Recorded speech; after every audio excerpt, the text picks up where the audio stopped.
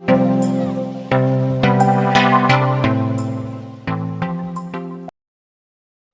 हिंद दोस्तों, economics class में एक बार फिर से आपका स्वागत है। मेरा नाम है चैन सिंह और आज हम समझेंगे समग्र पूर्ति की अवधारणा। चलिए शुरू करते हैं। देखिए, पूर्ति का चैप्टर हम पहले भी कंप्लीट कर चुके हैं कि पूर्ति क्या होती है और किस प्रकार का उसका ग्राफ बनता है, किस प्रकार से वह व्यवहार करती है। तो वो अवधारणा जो है वो व्यष्टि अर्थशास्त्र की अवधारणा थी। अभी हम समग्र पूर्ति जो समझ रहे हैं ये समष्टि अर्थशास्त्र की अवधारणा है। व्यष्टि और समष्टि में क्या अंतर है, इसको हम अच्छी तरीके से जानते हैं कि जब हम व्यष्टि अर्थशास्त्र के अंतर्गत किसी चीज़ का अध्ययन करते हैं तो वो एक सेपरेट इकाई होती है। जैसे कि पूर्ति, किसी एक वस्तु की पूर्ति का अध्ययन करेंगे, हम किसी एक फर्म की पूर्ति का अध्ययन करेंगे। लेकिन जब हम समष्टि अर्थशास्त्र के अंतर्गत आते हैं और संपूर्ण अर्थव्यवस्था की जो क्रियाएं हैं, जैसे कि आज हम पूर्ति की अवधारणा समझ रहे हैं, तो ये क्या है, समग्र। समग्र मतलब कि पूरा। जिस प्रकार से हमने कुल मांग यानी कि समग्र मांग का कॉन्सेप्ट समझा, ठीक उसी प्रकार से समग्र पूर्ति का कॉन्सेप्ट है। तो जो नोट्स मैंने तैयार किए हैं ये इस प्रकार से मैंने तैयार किए हैं जिस प्रकार से आपको परीक्षा में लिखना है। यदि प्रश्न पूछ लिया जाता है कि समग्र पूर्ति की अवधारणा क्या है, उसकी विवेचना कीजिए या व्याख्या कीजिए, तो जिस प्रकार से मैंने नोट्स तैयार किए हैं ठीक आपको उसी प्रकार से परीक्षा में लिख देना है। आपको कुछ भी नहीं करना है। मैंने जो लिखा है उसे आप पढ़ेंगे, बड़े ही सिंपल शब्दों में है, आसान तरीके से आप समझ जाएंगे। मैं भी बस उतना ही आपको पढ़कर दिखाऊंगा कि आपको समझ में आ जाए। यदि आप और हमें इधर उधर की बातें करेंगे तो फिर थोड़ा सा कन्फ्यूजन हो जाता है। हमें बस कॉन्सेप्ट ये ध्यान में रखना है कि पूर्ति का जो कॉन्सेप्ट है वो व्यष्टि अर्थशास्त्र का है और समग्र पूर्ति का जो कॉन्सेप्ट है ये समष्टि अर्थशास्त्र का है। चलिए तो शुरू करते हैं और हम हमारे नोट्स पर चर्चा करते हैं।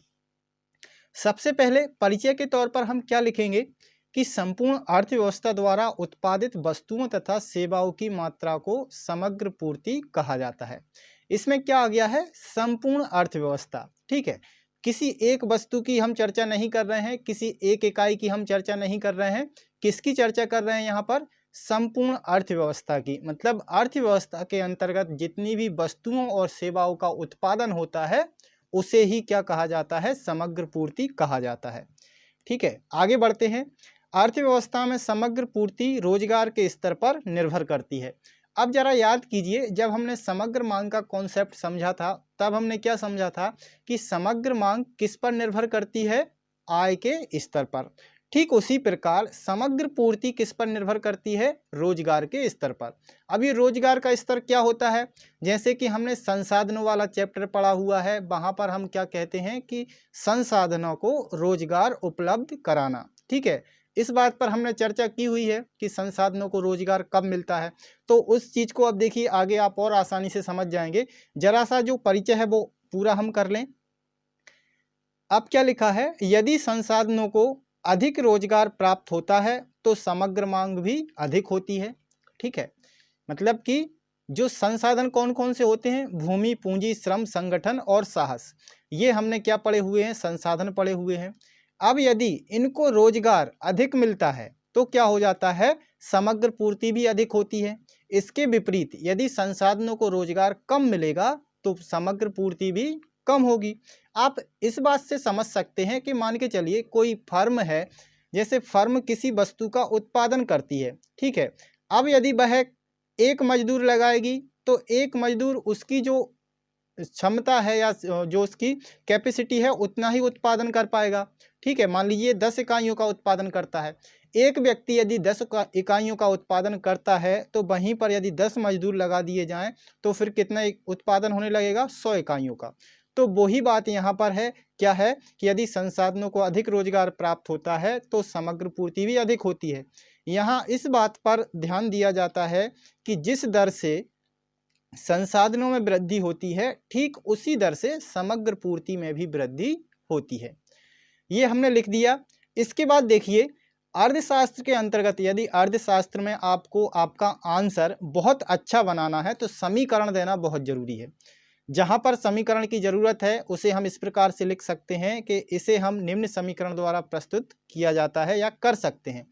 जैसे कि हमने समग्र मांग में समीकरण दिया हुआ था एडी का। ठीक है, एडी बराबर सी प्लस आई। ठीक इसी प्रकार से यहाँ पर समग्र पूर्ति का समीकरण है।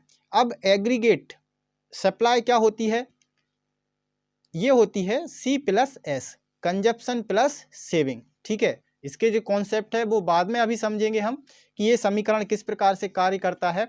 समीकरण हमें ध्यान रखना है कि एग्रीगेट सप्लाई का हम किस प्रकार से समीकरण बनाते हैं। ये यहाँ पर आप एस कर लीजिए, सॉरी,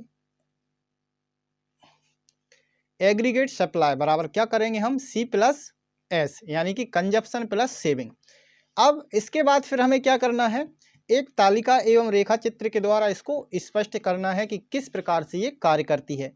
ठीक, अब ऊपर जो हमने समझ लिया है, ठीक उसी को हम क्या करेंगे, तालिका में उतारेंगे कि रोजगार का स्तर यदि शून्य होगा तो कोई उत्पादन होगा, नहीं होगा, उत्पादन नहीं होगा तो पूर्ति भी नहीं होगी। यानी कि जब जो संसाधन हैं उन्हें रोजगार मिलेगा तो ही उत्पादन होगा, और उत्पादन होगा तभी जाके पूर्ति हो पाएगी। तो उसी कॉन्सेप्ट को यहाँ पर ध्यान में रखना है। यदि रोजगार का स्तर शून्य है, ठीक है, कोई भी व्यक्ति हम हमारे काम में नहीं लगाते हैं, किसी भी संसाधन को रोजगार नहीं देते हैं, भले ही आपके पास संसाधन उपलब्ध हो, जैसे कि आपके पास मशीन लगी हुई है, कारखाना बना हुआ है, कच्चा माल भी है, लेकिन वहाँ पर आप उत्पादन नहीं करोगे, श्रमिक नहीं लगाओगे, तो आप रोजगार कैसा रख रहे हो, रोजगार का स्तर शून्य है, तो उत्पादन कैसा होगा, शून्य होगा। ठीक है, यही कॉन्सेप्ट हमें समझना है। अब मान लीजिए हम मजदूरों की संख्या यहाँ पर बढ़ा देते हैं, 100 कर देते हैं, तो उत्पादन मान के चलिए हमारा 200 इकाइयों का हो जाता है, तो 200 इकाइयों की हम पूर्ति कर सकते हैं।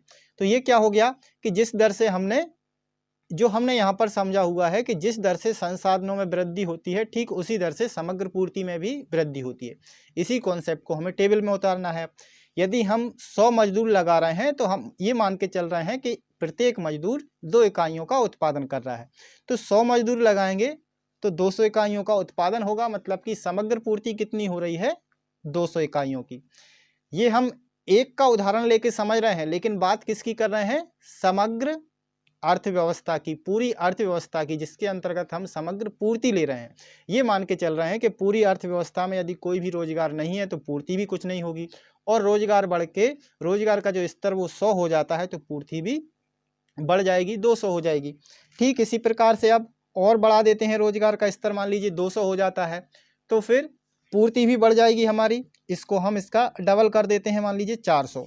जिस दर से हमने पहले में वृद्धि की थी उसी दर से हम आगे भी वृद्धि करते जाएंगे। और बढ़ा देते हैं, मान लीजिए 300 हो जाता है रोजगार का स्तर, तो ये कितना हो जाएगा फिर 600। प्रत्येक व्यक्ति कितनी इकाइयों का उत्पादन कर रहा है, 2। इस दर से ही हमें वृद्धि करते जाना है। इसके बाद 400 मजदूर यदि लगाएंगे तो फिर उत्पादन कितना होगा, 800 इकाइयों का। ठीक है, और यदि 500 हम मजदूर लगाएंगे तो फिर उत्पादन कितना होगा, 1000 इकाइयों का। ये तो हमने क्या दिखा दिया है, जो हमने ऊपर व्याख्या की है। ठीक है, सबसे पहले व्याख्या की कि समग्र पूर्ति क्या होती है, उसके बाद उसका समीकरण दिया कि समीकरण क्या होगा, एग्रीगेट सप्लाई का कंजप्शन प्लस सेविंग, या AS बराबर C प्लस एस। इसके बाद तालिका बनाएंगे, जिस प्रकार से हमने व्याख्या की है उसी प्रकार से तालिका बना देंगे। अब आती है हमारी ग्राफ की बारी। ठीक है, जो चीज़ हमने यहाँ पर बना ली है उसी को हम ग्राफ पर उतार देंगे। ठीक, चलिए ग्राफ बनाएंगे तो ग्राफ हमारा एक्स अक्ष और वाई अक्ष, ये हम सभी जानते हैं, अभी तक पढ़ते हुए आ रहे हैं। अब हमें ध्यान ये रखना है कि रोजगार का जो स्तर है वो हम एक्स अक्ष पर प्रेजेंट करेंगे। ठीक है, उसके बाद समग्र पूर्ति को हम वाई अक्ष पर प्रेजेंट करेंगे। तो सबसे पहले कॉलम हम कर लेते हैं, यदि आप स्केल से बनाएंगे तो और अच्छा आपका बनेगा। अब हमने कितना कॉन्सेप्ट लिया है, ये कॉन्सेप्ट यहाँ पर हमें ध्यान में रखना है कि भाई कितना स्तर ले रहे हैं हम। जैसे कि हम रोजगार का स्तर 100 से ले रहे हैं तो 100 से हम यहाँ पर शुरू कर लेंगे। 100 हो गया, यहाँ पर 200 हो गया, 300, यहाँ पर 400, 500 और 600 हो जाएगा। ठीक, अब जिन संख्याओं में यानी कि जितना डिफरेंस हमने इसमें लिया है समग्र पूर्ति में, उसी हिसाब से यहाँ पर बना लेंगे हम। मान लीजिए हम यहाँ पर कर लेते हैं 200, 400, 600, 800 और ये यहाँ पर हो जाएगा 1000। अब क्या करना है, बस मैच कर देना है बिंदुओं को कि 100 पर देखिए जब 0 है जब यहाँ पर रोजगार का स्तर शून्य है तो समग्र पूर्ति भी कितनी है, शून्य है। तो एक बिंदु तो इसी पे आ जाएगा। इसके बाद जब रोजगार का स्तर 100 हो जाता है तो समग्र पूर्ति कितनी हो गई है, 200। इसी प्रकार से ये इस प्रकार से पॉइंट लगते जाएंगे आपके, और यदि आप मैच करेंगे तो 300 पर कितना है, 600, तो ये 600 हो गया। 400 पर कितना है, 800, तो ये 800 हो गया। 500 पर कितना है, 1000, तो ये 1000 पे पॉइंट हो जाएगा। अब इसको आप मिला दोगे तो ये जिस प्रकार से पूर्ति का हमारा वक्र निकल के आता है वो इसी प्रकार का बनता है। तो जिस प्रकार से पूर्ति का वक्र बनता है उसी प्रकार से समग्र पूर्ति का वक्र बनेगा। अब पूर्ति का वक्र जब हम बना रहे थे तब क्या कॉन्सेप्ट लिया था हमने कि जितना अधिक लाभ होगा उतनी अधिक पूर्ति होगी। अब इसमें और इसमें कोई अंतर है, रोजगार के स्तर में और लाभ में कोई अंतर है। रोजगार का स्तर जितना बढ़ता जाएगा पूर्ति भी उतनी ही बढ़ती जाएगी, समग्र पूर्ति। ठीक है, इस प्रकार से इसको पॉइंट कर देंगे। और ये जो वक्र हमारा निकल के आया है ये कौन सा वक्र होगा, ये होगा हमारा एएस वक्र, यानी कि एग्रीगेट सप्लाई वक्र। ठीक है, अब देखिए ये तो हमने कर लिया, ये हम इसके बाद करेंगे विश्लेषण। विश्लेषण देखिए अभी तक मैं आपको बताता आ रहा था, मैं सोच रहा हूँ एक बार आपको इस प्रकार से लिख के बता दिया जाए ताकि आपको किसी प्रकार का कन्फ्यूजन ना रहे और आप परीक्षा में उसी प्रकार से लिख सकें। तो हमें किस प्रकार से लिखना है, पहले परिचय, समीकरण, उसके बाद तालिका और ग्राफ हमने कंप्लीट कर दिया है। अब देखिए हम क्या करेंगे, इसके बाद हमें इसकी व्याख्या करना है। इसमें हम विश्लेषण भी लिख सकते हैं या फिर स्पष्टीकरण भी लिख सकते हैं। चलिए किस प्रकार से करना है, देखिए मैंने लिख दिया है, आप एक बार समझ लीजिए, इसी प्रकार से आपको लिखना है। तो उपरोक्त तालिका जो हमने ऊपर तालिका बनाई है और रेखा चित्र में जो प्रदर्शित किया है, ठीक है, वही यहाँ पर हमने दिखाना है कि उपरोक्त तालिका एवं रेखा चित्र में यह प्रदर्शित किया गया है कि कुल पूर्ति रोजगार के स्तर पर निर्भर करती है। यदि अर्थव्यवस्था में संसाधनों को प्राप्त होने वाला रोजगार शून्य होता है तो किसी भी वस्तु का उत्पादन नहीं किया जा सकता तथा कुल पूर्ति भी शून्य होगी। जो पहली बात है ये यहाँ पर लिख दी। इसके बाद रोजगार के स्तर में वृद्धि होने से कुल पूर्ति की मात्रा में भी वृद्धि होती है। जैसे जैसे हम रोजगार का स्तर बढ़ाते जाते हैं पूर्ति भी हमारी बढ़ती जाती है, जिससे यह ज्ञात होता है कि रोजगार के स्तर और पूर्ति में प्रत्यक्ष संबंध है। इतनी हमने व्याख्या कर दी, हमारा आंसर कंप्लीट हो गया है। अब यदि देखिए परीक्षा में पूछा जाता है कि समग्र पूर्ति की व्याख्या कीजिए, समग्र पूर्ति क्या है, तालिका एवं रेखा चित्र द्वारा व्याख्या कीजिए या फिर उसको स्पष्ट कीजिए, उसका विश्लेषण कीजिए, किसी प्रकार से पूछा जाए, आपको बस इतना जो हमारा मटेरियल निकल के आया है, इतने जो हमने नोट्स तैयार किए हैं इसको लिखेंगे, आपका आंसर कंप्लीट हो जाएगा। तो ये समग्र पूर्ति हमारा कंप्लीट हो गया है। पिछली जो क्लास थी उसमें हमने निवेश को समझा था, उससे पहले बचत, उसके पहले उपभोग। ये समग्र मांग के घटक जो थे अभी उसमें से 2 घटक मैंने छोड़ दिए हैं। क्यों छोड़ दिए हैं, क्योंकि उनकी अभी हमें आवश्यकता नहीं है। जब उसकी आवश्यकता होगी उसके साथ में हम पढ़ेंगे तो हमें अच्छे से समझ में आएगा। इसके बाद 2 सेक्टर में हम क्या समझेंगे, संतुलन का स्तर समझेंगे, उसके बाद हम आगे बढ़ेंगे। तो आज के लिए इतना काफ़ी है, मिलते हैं अगली क्लास में, तब तक के लिए जय हिंद, वंदे मातरम।